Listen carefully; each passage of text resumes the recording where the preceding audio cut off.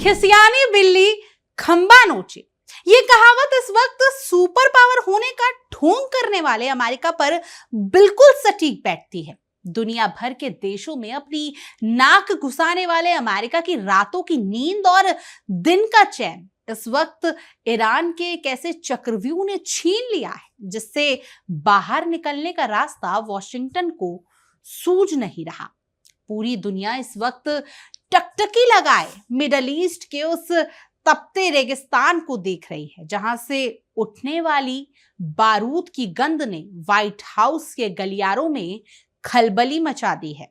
Iran के नए supreme leader Mojtaba Khamenei के जिंदा होने की एक ऐसी खबर सामने आई जिसने अंतरराष्ट्रीय कूटनीति के बंद कमरों में बैठे अमेरिकी आकाओं के होश पख्ता कर दिए हैं और उनके बड़े बड़े दावों की सरेआम धज्जियां उड़ाती हैं। जी, चिराग तले अंधेरा किसे कहते हैं? ये इस वक्त दुनिया की सबसे आधुनिक खुफिया एजेंसियों का दम भरने वाले अमेरिका को देखकर साफ समझा जा सकता है। तमाम सैटेलाइट जासूसों की फौज और आधुनिक तकनीकों का ढिंढोरा पीटने वाला अमेरिका खुद ईरान की रहस्यमयी खामोशी के आगे पूरी तरह घुटने टेकने पर मजबूर हो गया है।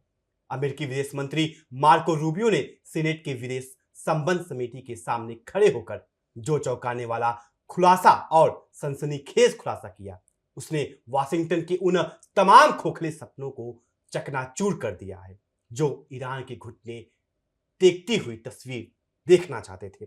रूबियो ने भरे मन से यह कबूल किया है कि तमाम अफवाहों को ठेंगा दिखाते हुए ईरान के सुप्रीम लीडर मुस्तफा खामनेई न सिर्फ पूरी तरह जीवित है बल्कि पर्दे के पीछे देश की सत्ता को इतनी आक्रामकता से चला रहे हैं कि अमेरिका के सीने पर सांप लौटने लगा है।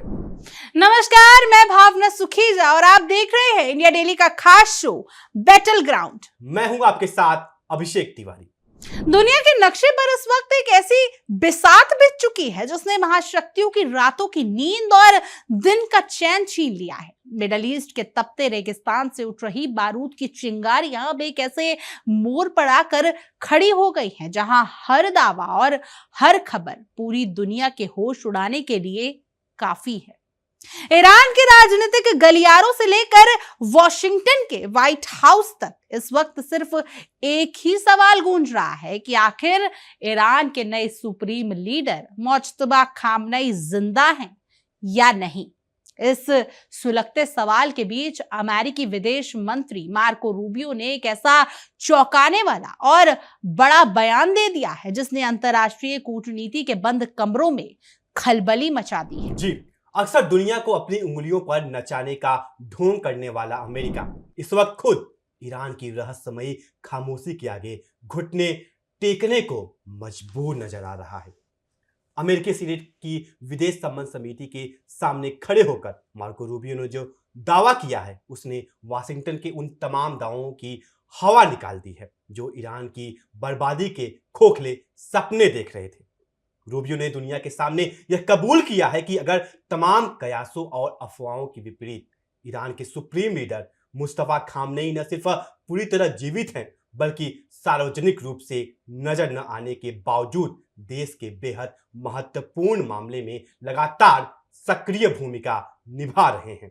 यह खबर सामने आते ही अमेरिकी प्रशासन के चेहरे पर हवाइयां उड़ने लगी है क्योंकि जिस ईरान को वे कमजोर समझ रहे थे वह तो पर्दे के पीछे से अपनी चालें चल रहा है। बिल्कुल अभिषेक, देखा जाए तो अमेरिका की आदत रही है कि वो दूसरों के घरों में आग लगाकर अपनी रोटियां सेकने की कोशिश करता है, लेकिन इस बार उसका पाला एक ऐसे मजबूत इरादों वाले मुल्क से पड़ा है जो झुकने को तैयार नहीं है। मार्को रूबियो के बयान से साफ है कि मुज्तबा खामनेई को लेकर अमेरिकी खुफिया एजेंसियां पूरी तरह से हवा में तीर चला रही थी और अब वो खुद मान रही हैं कि मुज्तबा पहले से कहीं ज्यादा सक्रिय रूप से सत्ता का संचालन कर रहे हैं।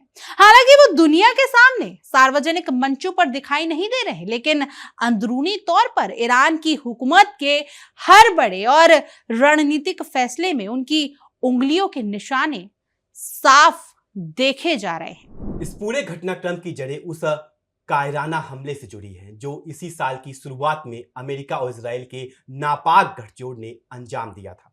28 फरवरी को अमेरिका और इजराइल ने मिलकर ईरान पर जो शुरुआती हवाई हमले किए थे, उसी दौरान एक खौफनाक साजिश के तहत ईरान के पूर्व सर्वोच्च नेता और मुस्तफा के पिता अली खामनेई की हत्या कर दी गई थी। अपने सबसे बड़े रहनुमा को खोने के बाद ईरान ने जिस तरह का फौलादी हौसला दिखाया, उसकी उम्मीद शायद वाशिंगटन के वातानुकूलित कमरों में बैठे आकाओं को बिल्कुल नहीं थी। अली खामनेई की शहादत के तुरंत बाद मुस्तफा खामनेई को ईरान का नया सुप्रीम लीडर घोषित कर दिया गया, जिसके बाद से अमेरिका के सीने पर सांप लौटने लगा है। रूबियो ने सीनेट में इस बात का भी दबे सुर में इजहार किया कि इस साल की शुरुआत में हुए अमेरिका इजराइल के हमलों के दौरान मुज्तबा खामनेई भी घायल हो गए थे, लेकिन अमेरिका की ये खुशफहमी भी ज्यादा दिन तक नहीं टिक सकी कि घायल होने के बाद वो कमजोर पड़ जाएंगे या सत्ता से अलग हो जाएंगे।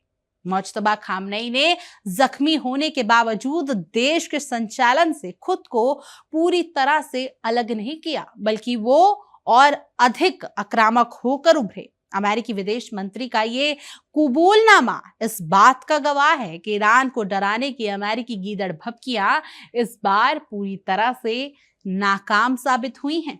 जी बिल्कुल भावना, इतिहास गवाह है कि जब जब ईरान पर उंगली उठाने की कोशिश की गई है, उसने ईंट का जवाब पत्थर से दिया है। अपने सुप्रीम लीडर की शहादत और मुस्तफा के घायल होने के बाद ईरान शांत बैठने वालों में से नहीं था।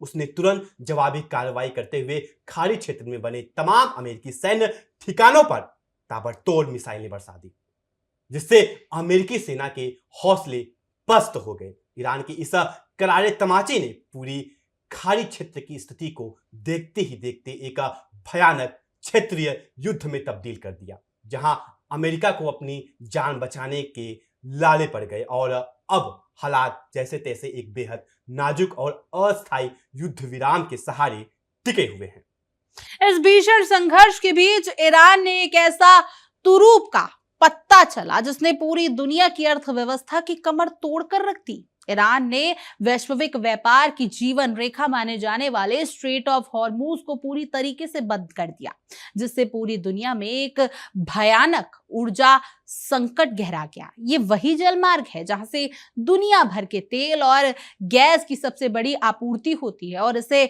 बंद करके ईरान ने अमेरिका और उसके पिछलग्गू देशों की दुखती रग पर हाथ रख दिया। अब हालात ये है कि जो अमेरिका दूसरों पर प्रतिबंध लगाता था, वो खुद तेल की बूंद बूंद के लिए तरसने वाले हालात पैदा होने के डर से कांप रहा है। विभिन्न खुफिया और कूटनीतिक रिपोर्ट्स की माने तो मुस्तफा खामनेई इस वक्त किसी बेहद गुप्त स्थान पर कड़ी सुरक्षा के घेरे में रह रहे हैं। अमेरिका और इजराइल की तमाम आधुनिक तकनीकों और जासूसी सैटेलाइट्स भी उनका पता लगाने में नाकाम साबित हुए हैं। मुस्तफा उसी अज्ञात और महफूज ठिकाने से एनक्रिप्टेड संचार तकनीकों और अन्य गोपनीय माध्यमों के जरिए ईरान सरकार के हर छोटे बड़े फैसलों का सीधा नेतृत्व कर रहे हैं। यानी अमेरिकी हमले न तो उनके हौसले को डिगा पा रहे और न ही ईरान की शासन व्यवस्था को पंगु बना सके, जो अमेरिका के मुंह पर एक करारा तमाचा है। हमेशा की तरह अपनी साख बचाने की नाकाम कोशिशों में जुटा अमेरिकी प्रशासन अब शांति की दुहाई देने लगा है। अमेरिकी विदेश मंत्री ने कहा है कि ईरान के साथ शांति वार्ता को लेकर अभी भी संभावनाएं बनी हुई हैं, लेकिन असलियत ये है कि बातचीत पूरी तरीके से आईसीयू में जा चुकी है, यानी रुकी हुई है। वॉशिंगटन का कहना है कि वो किसी समझौते की संभावना से पूरी तरह इनकार नहीं कर सकता, लेकिन ये सिर्फ उनके डर को छिपाने का एक तरीका है। वो अच्छी तरह से जानते हैं कि हालात इस वक्त बेहद अस्थिर और ईरान को दबाना अब उनके बस की बात नहीं रही। जी बिल्कुल, इस पूरे ड्रामे के बीच अमेरिका के राष्ट्रपति डोनाल्ड ट्रंप भी अपनी आदत के मुताबिक बड़ी बड़ी बातें करने से बाज नहीं आ रहे हैं। डोनाल्ड ट्रंप ने हाल ही में बयान दिया था कि जल्द ही ईरान के साथ किसी नए समझौते की उम्मीद की जा सकती है, लेकिन ट्रंप साहब शायद यह भूल रहे हैं कि ईरान कोई ऐसा खिलौना नहीं है जिसे वे जब चाहें अपनी शर्तों पर मरोड़ सके। ट्रंप का यह बयान सिर्फ दुनिया के सामने अपनी गिरती हुई साख को बचाने का एक खोखला हथकंडा मात्र है, क्योंकि ईरान अब झुकने के मूड में बिल्कुल नहीं दिख रहा है। अपनी खेप मिटाने के लिए मार्को रूबियो ने सीनेट में फिर वही पुराना राग अलापा कि ईरान पर लगे कड़े प्रतिबंध तब तक जारी रहेंगे जब तक वो झुक नहीं जाता। अमेरिका की शर्त है कि ईरान को अपनी परमाणु गतिविधियों और यूरेनियम संवर्धन को लेकर कोई ठोस और बड़ा कदम उठाना होगा। अमेरिका इस गलतफहमी में जी रहा है कि वो प्रतिबंधों का डर दिखाकर ईरान को अपनी शर्तों पर घुटने टेकने के लिए मजबूर कर देगा, लेकिन ईरान ने बार बार यह साबित किया है कि वो इन खोखली धमकियों से डरने वाला मुल्क नहीं है। वाशिंगटन ने अपनी शर्तों की एक लंबी फहरिस्त तैयार की है, जिसके मुताबिक ईरान को दुनिया के सामने यह साफ तौर पर घोषित करना होगा कि वह स्टेट ऑफ हॉर्मुज को पूरी तरह से व्यापार के लिए खोल रहा है। इसके साथ ही अमेरिका चाहता है कि ईरान यह लिखित गारंटी दे कि इस जलमार्ग से गुजरने वाले किसी भी कमर्शियल या सैन्य जहाज पर भविष्य में कोई हमला नहीं किया जाएगा। इतना ही नहीं, अमेरिका की यह भी मांग है कि ईरान की इस समुद्री मार्ग में बिछाई गई बारूदी सुरंगों को हटाने में अंतर्राष्ट्रीय ताकतों का पूरा सहयोग करना होगा, जो उसकी हताशा को साफ बयां करता है। बिल्कुल अभिषेक, अमेरिका हमेशा से खुद को दुनिया का थानेदार समझता आया है और उसका दावा है कि ईरान पर लगे ये तमाम कड़े प्रतिबंध सिर्फ उसके परमाणु कार्यक्रम और खतरनाक स्तर पर पहुंच चुके यूरेनियम संवर्धन की गतिविधियों के कारण लगाए गए हैं। अमेरिका अब ईरान को ये लालच दे रहा है कि यदि वो अपनी इन तमाम परमाणु गतिविधियों को रोकने या हमेशा के लिए समाप्त करने पर सहमत हो जाता है तो उसे प्रतिबंधों में कुछ ढील दी जा सकती है। लेकिन अमेरिका की ये गाजर और छड़ी वाली नीति अब ईरान के सामने पूरी तरीके से फेल हो चुकी है।